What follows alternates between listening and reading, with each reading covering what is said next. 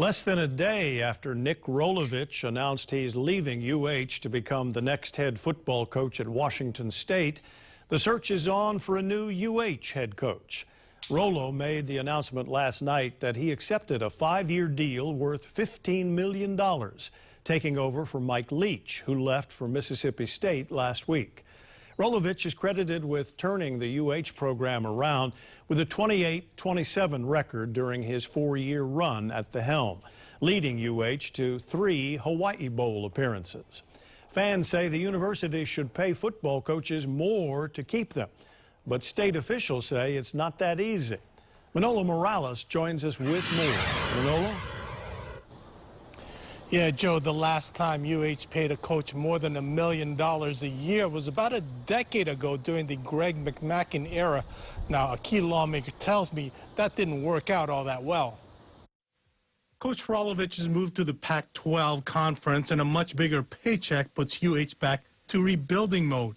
And State Senator Glenn Wakai says, realistically speaking, we can never really compete with the bigger universities when it comes to paying coaches' salaries. Until we decide as a community that, one, football is important, athletics is important, and to your point, we have to be willing to pay for that, then I don't think we're ever going to get a coach that's going to be super successful and is going to have longevity here. Coach Rolovich earned $600,000 last year after getting a $200,000 raise.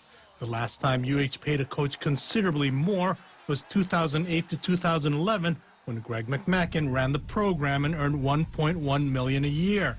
Part of his salary was paid by private companies through the boosters. If the business community wants to pony up and feels that that's an important facet of who Hawaii is and playing on the national stage at that competitive level, then the private sector, I think, should be helpful to us. Wakai points out that when McMackin left, there wasn't much enthusiasm for the private sector to step in again to help add to the coaches' salaries.